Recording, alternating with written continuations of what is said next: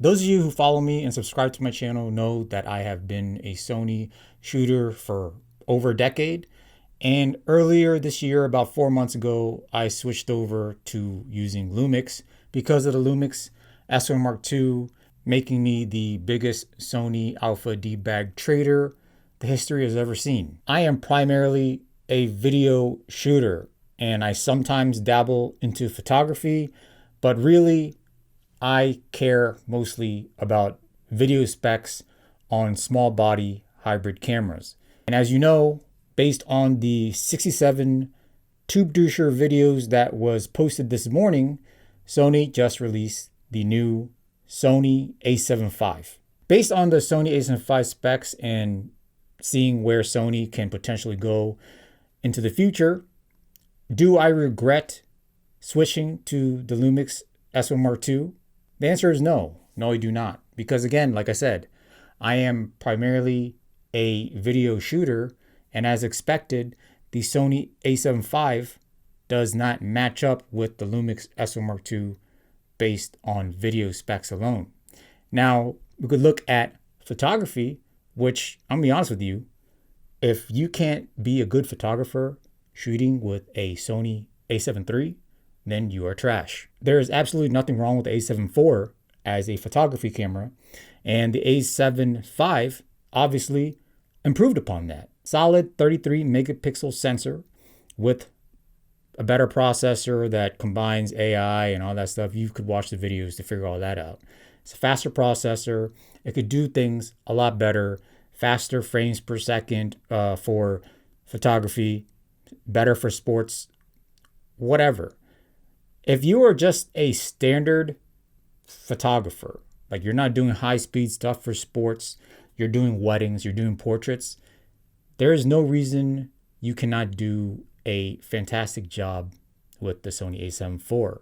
The A7V now just makes it an overall faster camera. It is probably the best photography camera in its price bracket, meaning competing against Canon R3, Nikon Z6, Lumix S1 Mark II. It is probably the better photography camera based on lens availability, what have you. I don't care for photography that much. Like it's not, is it an upgrade for photography? Is it an upgrade for photography? Sure. But the vast majority of photographers probably won't really make use of the photography upgrades on this camera. On the video side, it now does 4K 60 frames per second, full frame, with one caveat. Out of the box, there's like a 1.16 times crop on the 4K 60 full frame mode. However, you can toggle this option in the camera to prioritize like the field of view. So you can prioritize getting full frame in 4K 60. However, it says something about it doesn't have like additional noise processing or whatever. So what I'm going to assume is that there's less noise reduction in 4K 60 using the 16:9 full frame sensor compared to 4K 24 because there is some processing limitations. And to be fair, the Sony A7V is processing 7K down to 4K, and Sony is probably trying to make sure it still has the great autofocus, dynamic range, rolling shutter performance, what have you, and obviously reasonable overheating performance. It needs to turn off like some of the extra noise reduction stuff. So potentially there may be more noise in 4K 60 full frame versus 24. But, you know, if it's a detailed image from 7K down to 4K, the additional noise shouldn't be that big of a deal. Obviously, I don't have the camera to like pixel peep, but that is what I'm assuming is happening with the camera. The other improvement that I mentioned is rolling shutter. It now does a lot better in rolling shutter. It is pretty comparable to the Lumix S1 Mark II, under 15 milliseconds. And one of the biggest reasons why I didn't care for the FX2, I didn't care for the A7 IV, and I didn't care for the Lumix S5 Mark IIX when it was released, is because it had like 25 milliseconds plus rolling shutter in full frame. And of course, the A7IV S5 Mark II FX2 does 4K 60, but you have to crop in to APS-C mode. The reason why rolling shutter is important to me is because I like to film handheld. I like to film fast-paced. I like to film run and gun, fast-paced. And what I realized is rolling shutter is not just affecting that wavy crap you see when you're like doing quick swipes, but also when you are walking handheld. What I'm saying is when you're walking, it is actually very similar to you doing this, except when you're walking, you're kind of doing it in little micro increments. And what I've noticed with the FX3 and Sony A7S III with better rolling shutter performance, 8 milliseconds, but it only has like 5 stops of IBIS. A lot of times when I'm looking at A7S III FX3 footage, I feel like its IBIS performance is better than some of other Sony's cameras that has on paper has better IBIS, like 7+ stops of IBIS. And I think the reason why is because when you have bad rolling shutter performance on your sensor, and when you're walking around and you see that jiggling from the sensor, that is due to rolling shutter issues. So that's why I didn't really take seriously S5 Mark II, FX2, and A7IV with the video stuff. And of course, the 4K 60 crop. So as a video camera, the Sony A7V, in my opinion, is greatly improved over the A7IV. The fact that you have better rolling shutter performance, in my opinion, acceptable rolling shutter performance, faster than 15 milliseconds. And of course, you have 4K 60 full frame, which to me is important because if I'm filming in 24p with like a 24-70 f2.8, I also want to use it as a 24-70 f2.8 when I'm using it in 4K 60. I'm not trying to like switch back and forth and my focal length completely changes. My low light performance completely changes. My dynamic range or whatever completely changes. I want things to be consistent. It's great that you have full frame up to 4K 60. High base ISO is now 8,000 instead of, I believe, 3,200 or 4,000 in the FX2. And in my opinion, it's better than 12,800 because a lot of times 12,800 on like A7S III, FX3, it's like too much. I think 8,000 is a good spot. Using the Lumix S1 Mark II, the second base ISO is 5,000 ISO, and I've been very happy with that. So in my opinion, the 8,000 ISO is good, and it has great overheating performance, even though it is a camera that doesn't have a fan. So it's really just passive cooling. And based on what Sony said and some of the tests from other YouTuber videos, the overheating performance on the A7V is solid. And a lot of people are going to sit there and say, oh, it's 33 megapixels and it doesn't have a fan and it seems like it has really good overheating performance. Like, why does a Lumix S1II with only 24 megapixels have overheating issues and it has a fan? Well, even though the Sony A7V has a 7K sensor, a 33 megapixel sensor, 7K, and has a downsample to 4K, you would think that it's processing more than what Lumix is. And in terms of resolution, sure, it is processing more pixels downsampling to 4K. However, the Lumix S1 Mark II does additional processing that I believe no other camera does for its colors, for its image quality. That's why it needs a fan. That's why it had issues with overheating prior to the recent firmware update, but still it needs to have the fan. What I'm saying is, all things being equal, if you are filming with 4K 60 with the Sony A7V versus the Lumix S1 Mark II also doing 4K 60, 16:9, 10-bit 422, the Lumix S1 Mark II is processing more overall data, even though the A7V has more individual pixels to process. That's all I'm going to say about that. That's all I can say about that.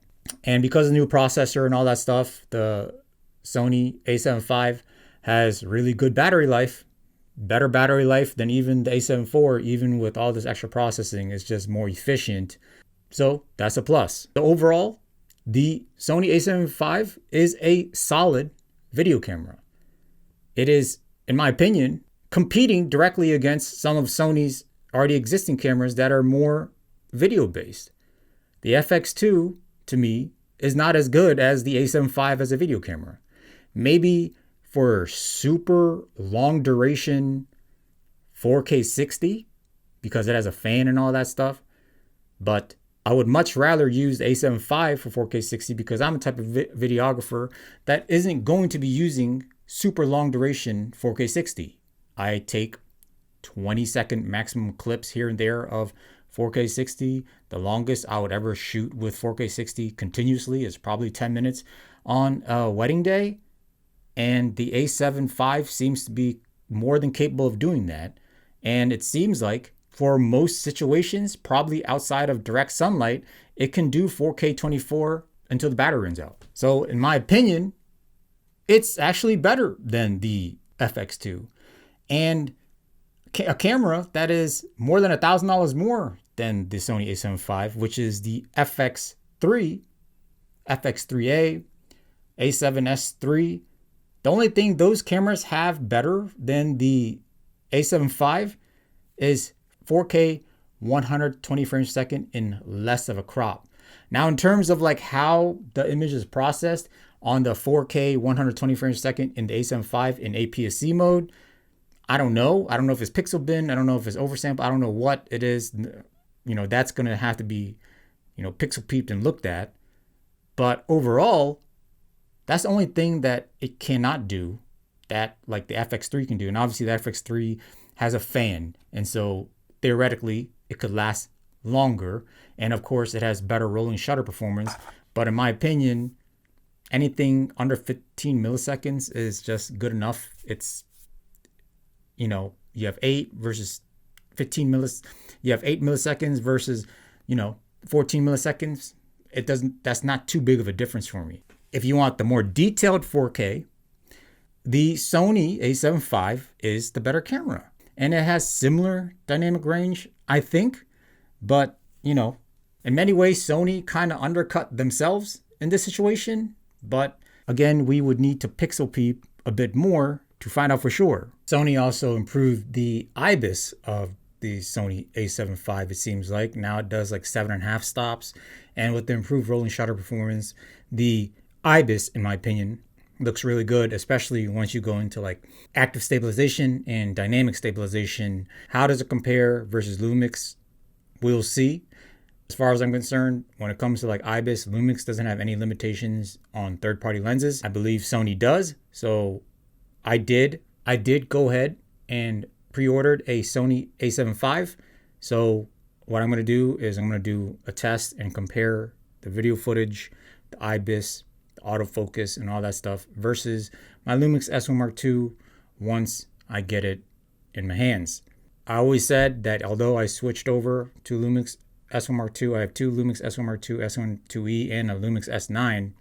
I was always going to keep one Sony body on me so that I could do YouTube douchebag reviews on E-mount lenses and stuff. Because the fact of the matter is, Sony has a really strong grip on the market. And as a tube doucher like myself, if I'm going to provide content for a majority of audience, I will need to stick with Sony E-mount. I am one of those rare D-bag videographers who also does tube douche content.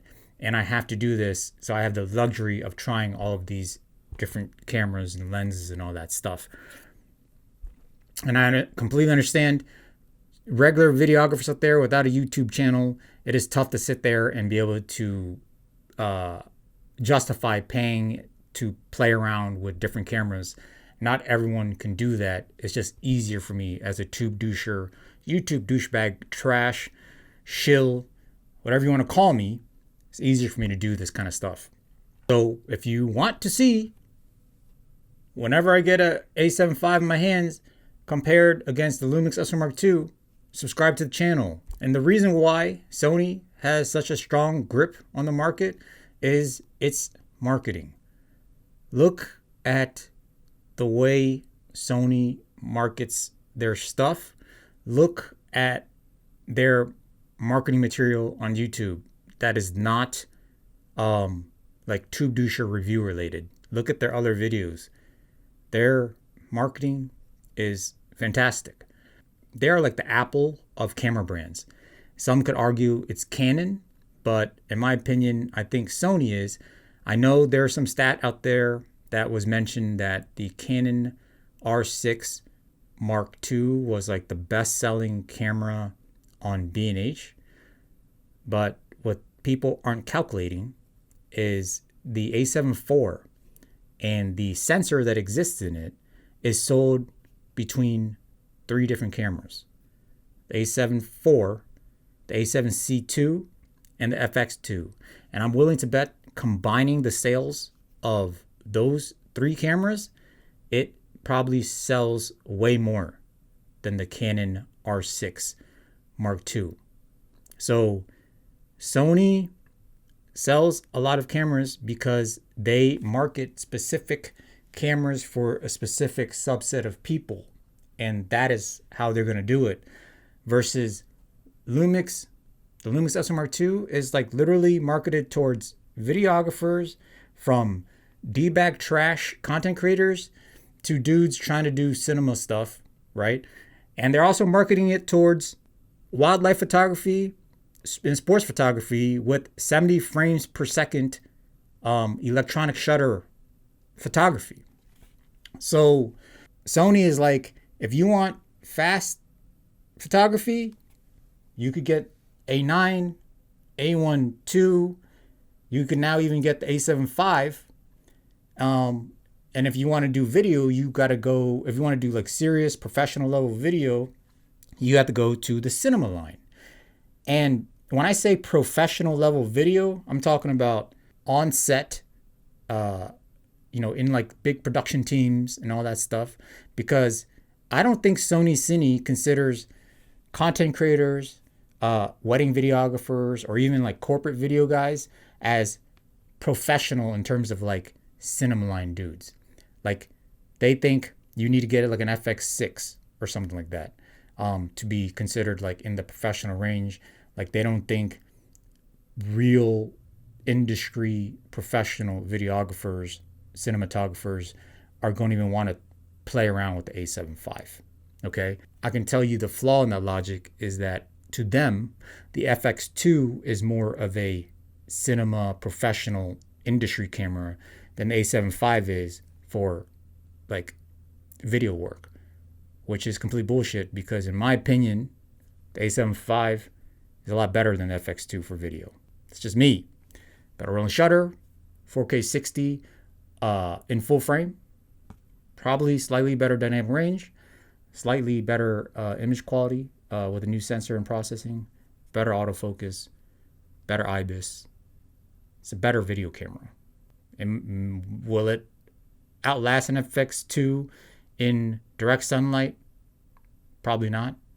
But I think that is in very particular situations, because in my 10 years of using Sony cameras that are prone to overheating, and I'm using the Lumix S1II Mark II, filming 9 weddings before the new firmware update that fixed a lot of overheating issues, I never got overheating in my cameras. The last time I remember ever getting overheating was in like a Sony Nex 6 back in like 2016, shooting in 90-degree weather with that shitty ass camera from back in the day. Sony is very particular with how they market and how they spec out their cameras.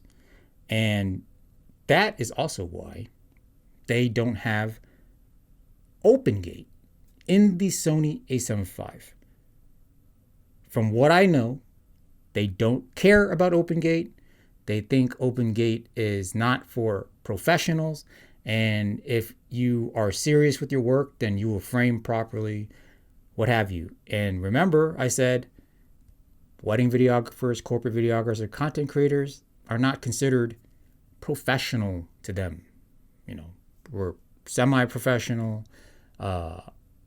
prosumer, and this probably won't be the first time I say it, but in my opinion, that is a load of bullshit. I would just much rather use the Lumix S1 Mark II because Lumix does not hold back anything from the camera. They push it to its limits all the way. They provide every single codec they can possibly provide with the camera.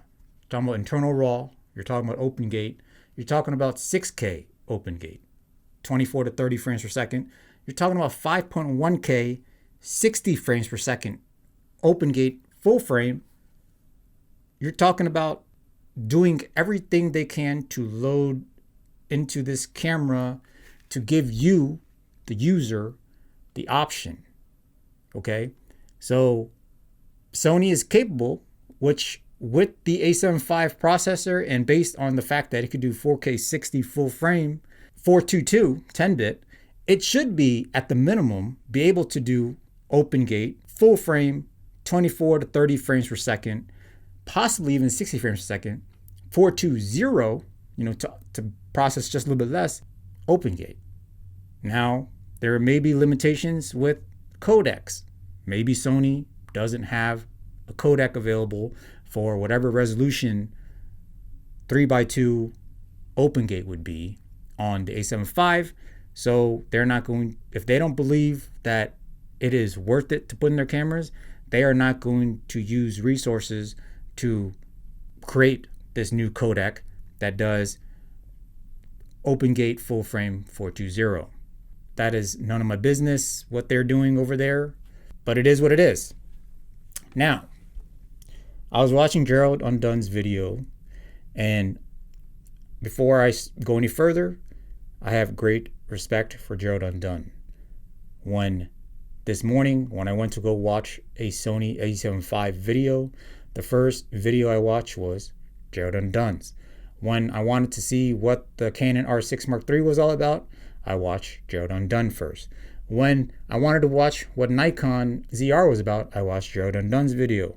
Back when the Lumix S1 Mark II was announced, I may have watched one of the ShieldTubers videos first by mistake, but immediately after I searched for Gerald Undone's video and watched that.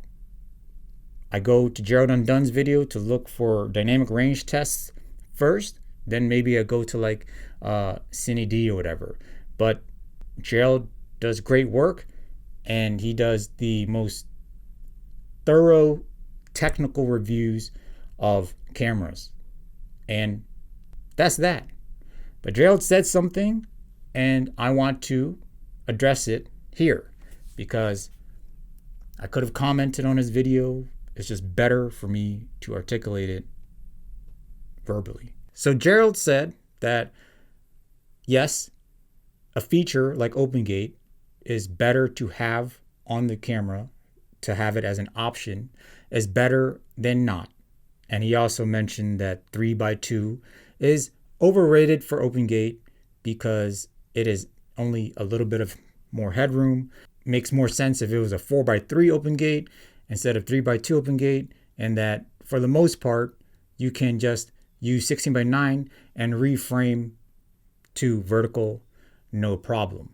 And for a situation like this, talking head, I think if I film 16:9 and I wanted to reframe for vertical, that's really not an issue. And I myself still thinks that shooting horizontal primarily to potentially shoot vertical, OpenGate as a feature just for that, yeah, that if OpenGate was only for that, yeah, it is probably a little overrated. However, if you're filming for a client doing specifically vertical content, if you have OpenGate, it is actually better for you to film horizontally because just in case whatever this client you're working for wants to take that vertical video and use it on their website for YouTube, you want to use it for like a website video, which is usually a 16:9 type of video.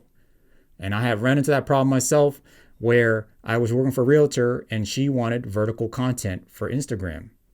I filmed it with Lumix S1II and OpenGate. And lo and behold, the property builder that she was working for liked one of her vertical videos and wanted to repurpose it as a 16:9 video for their website. Guess who had the footage to edit without having to go out there and reshoot, and I was able to charge for it? I did, because I filmed vertical specific content in 3x2 OpenGate.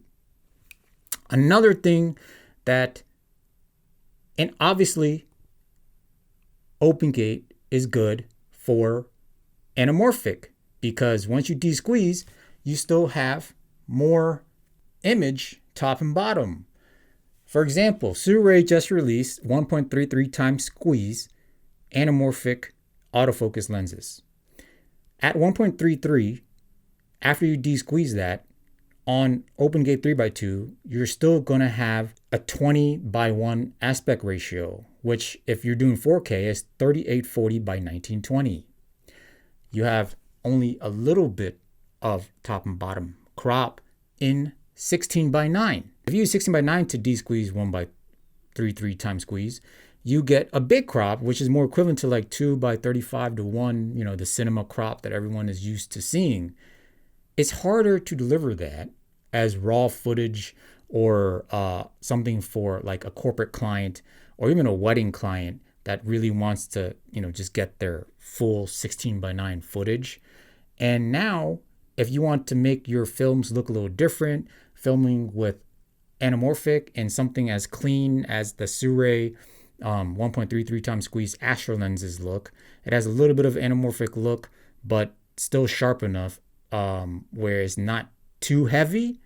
You still comfortably deliver that to, professional corporate clients or, wedding video clients without feeling iffy, because you're going to give them this footage that is heavily cropped top and bottom.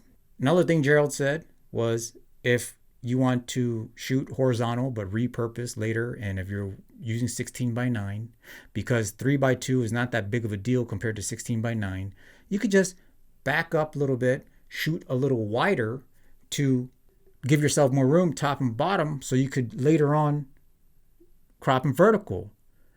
But in my opinion, if you're on the field shooting, like let's say a wedding, a lot of times you don't have room to back up. A lot of times you're filming, let's say, the first dance, and they have a crowd around the couple. You can't really back up any further than you are.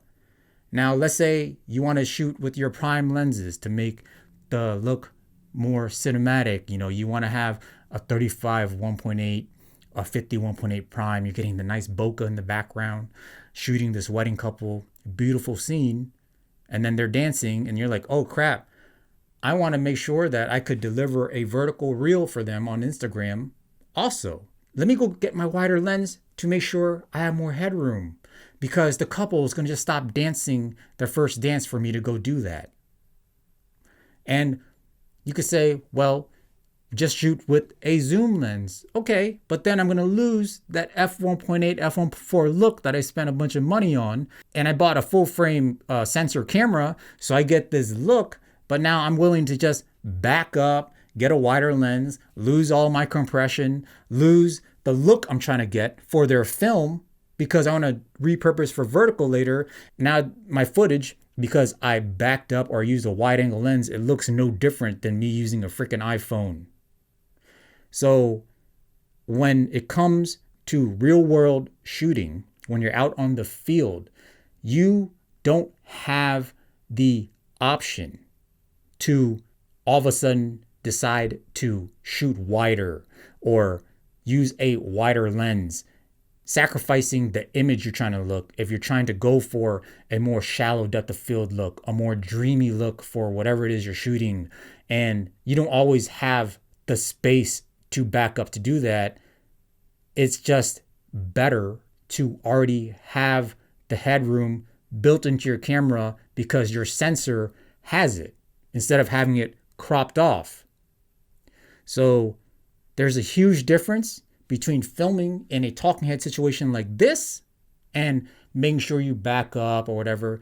And when you're shooting run and gun and you are going to potentially want to repurpose some of that footage for vertical, or you may want to have some space just in case you need to edit, reframe your shot in post if needed, because a lot of times running gun situations, it's tough to get exactly the shot you want. So listen, I was not big on OpenGate myself. I wasn't planning on switching to Lumix until I tried it. And then I forced myself to just shoot OpenGate, and then it's like, damn, it does make a difference. A lot of times you will not know how things are until you try doing it, and then you don't want to lose it. Like now, once I have tasted being able to film an OpenGate, I do not want to film without it. Like we can argue, okay? So if I'm going to say OpenGate is a selling point for a video focused camera, then saying OpenGate is not that important or overrated is the same thing as me saying all these E-mount lenses. You know, one of the big selling features of E-mount is all these lenses. Having all those lenses overrated. You don't need all those lenses, right? Like you don't need OpenGate. Just back up. Well, you don't need all those lenses. What's the difference between a 1.8, 1.2, 1.4 lens? It's barely much of a difference between those apertures. Why do you need all those? You know, why do you need to shoot 30 frames per second? Why do you need to shoot photos 30 frames per second? Why do you need to shoot photos at 120 or 20 frames per second? Why do you need the G Master lenses to do that? Why don't you just buy a Sigma lens instead? It's cheaper. Or a Viltrox lens, it's cheaper. You're limited to 10, 15 frames per second, whatever it is that Sony caps those lenses at. But you don't need all those frames per second. Just make sure you plan out your shot. Make sure you know what you're doing and you shoot properly, like how sports photographers used to back in the day, instead of just spraying and praying 30 frames, 120 frames per second, and hopefully one of those shots are available for you in post. That's the same thing as saying, why don't you just back up a little bit more to give yourself the space? Why don't you just back up a little bit more, shooting in 16:9 to compensate for not having 3:2? It's literally the same thing. And if your sensor is already there, why not allow you to use it? Okay? And no, OpenGate is not overrated. And matter of fact, I tried to stay away from creating vertical content for the longest time in terms of for like my client work. So when I film a wedding and I had like a sneak peek video and I want to post on Instagram, I actually did it 16:9 and I flipped it and I forced people to rotate it. I forced people to rotate their phones to watch the full horizontal version. However, objectively speaking, the Instagram videos, when it is presented vertically to begin with, just gets more views. There are people when they see a horizontal video and they have to turn their phone, they skip that video. They don't watch it. Vertical framed videos get more reels. So it is a lot more beneficial if you are filming a wedding, event, or whatever, and you actually frame in vertical and deliver it in vertical, posted it in vertical on Instagram, you're going to get more views than when you do like a box or if you force people to rotate your phone. So these days, OpenGate is really important for content creation, especially if you want to make sure that you have everything covered just in case you need it. And the fact that Sony is stubborn with it, in my opinion, is their loss. Just like Lumix was stubborn with introducing phase detect autofocus, it was their loss. And as a Sony shooter, when I first started, I was looking to see which camera I was going to buy. And I was not going to buy Canon or Nikon because they're really expensive. And I was looking at Sony or I was looking at Lumix. And the reason why I went with Sony back in the day was because it had better autofocus. And for the longest time, I was looking at Lumix. And every year, Sony and Lumix would come out with new cameras. And I'm always like, dang, like the Lumix cameras are actually better for video. Okay? Up until probably the A7 S3 was announced. And I always thought in my head, once Lumix goes full frame and adapts reliable phase detect autofocus, it's going to change the game. Like Lumix, if they continue to be video focused, they are going to change the game. And when the S5 Mark II came out, when the S5 Mark II, S5 Mark II X came out, I criticized it because I was shooting on FX3 and I'm able to shoot 4K 60 full frame with good rolling shutter performance. And the S5 Mark II, S5 Mark II X had a crop 4K 60, and also it had like over 25 milliseconds rolling shutter. So I was still down on it. Once the Lumix S1 Mark II came out and I got to try it,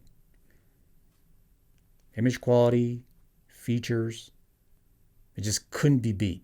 You know, it's something that YouTube probably compresses the video too much for you to even notice, but when I'm editing it on my computer, I could really see the difference.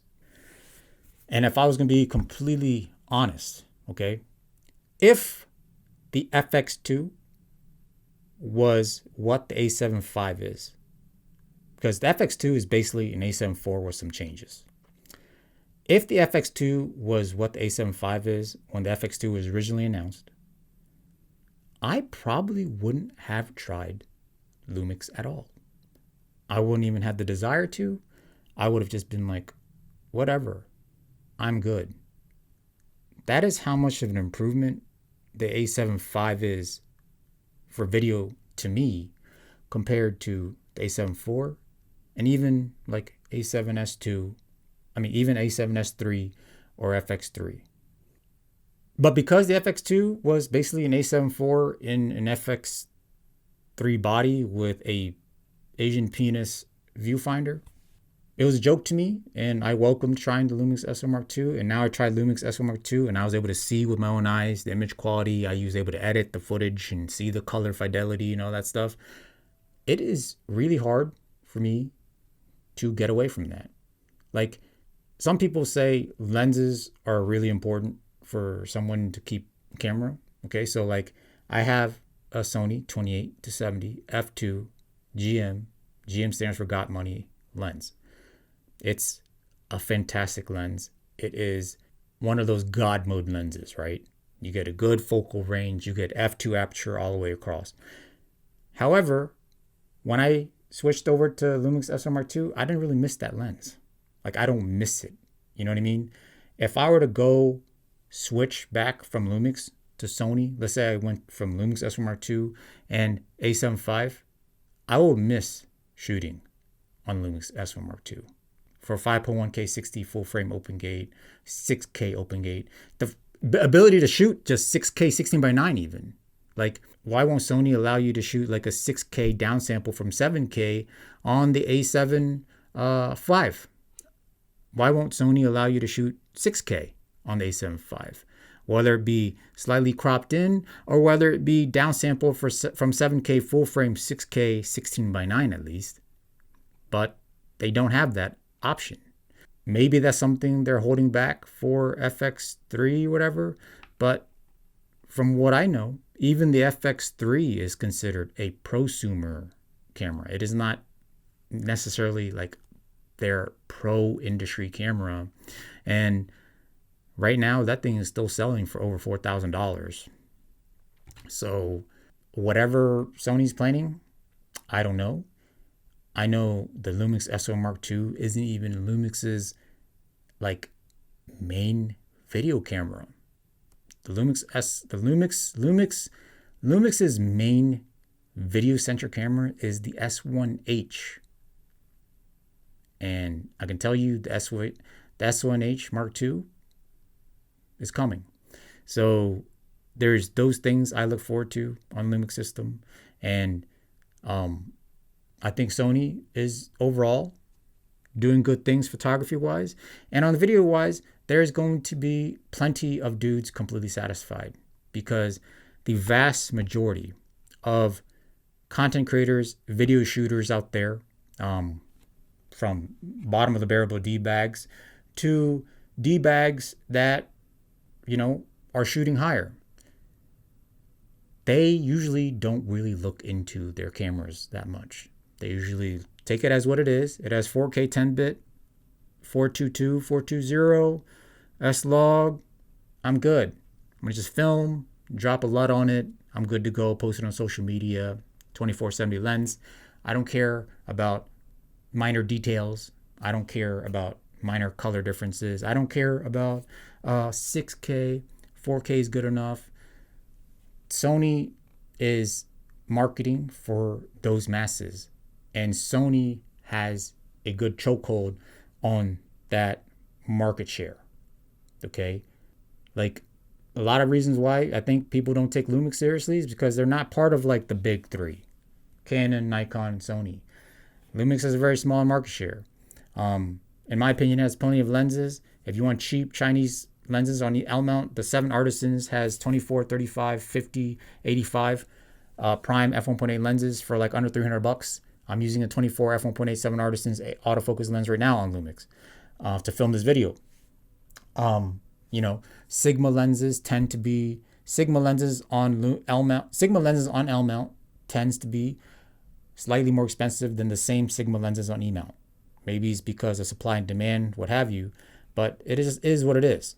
So, but that's just my opinion on the A75, open gate, whatever.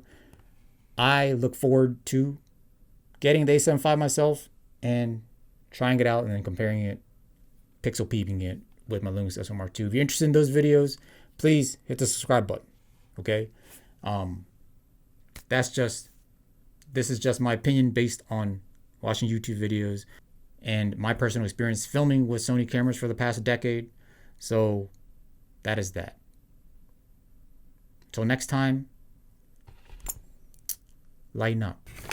Hey man, you got a new camera? Yeah, this is actually the Lumix S1II. I actually have it all rigged out with the tilter cage on it. Those tube dusher shills actually weren't shilling. This is a great camera. Oh my god, Lumix S1 Mark II. It's rat and unprofessional. Why do you say that? It have an overheat problem. Bro, I use this camera to film 6K open gate for like 3 hours. 5.1K 60 frames per second open gate in like 95-degree weather. I didn't even get an overheat warning. No man, I have a friend with an uncle who cousin saw on the Facebook a guy say his friend father with a Lumix S1 Mark II it overheat in 5 minutes with 4K 60. They must have been in India filming Indian street food directly on top of a bucket of hot brown oil surrounded by hot and humid sweaty pits. You need to do the overheat test outside in direct sunlight 4K 60. Bro, no one films a long duration 4K 60p in shitty ass direct sunlight. I am not gonna do a bunch of unrealistic overheating tests. Let me show you. You could film the camera with 4K 60 put in the microwave. It overheat. It unprofessional. You film the camera 4K 60 in the air fryer. It overheat. It unprofessional. You film the camera like that 4K 60. It overheat. It unprofessional. Bro, back your mouth away from the damn camera. Your hot ass fish sauce breath will melt the camera before it even overheats.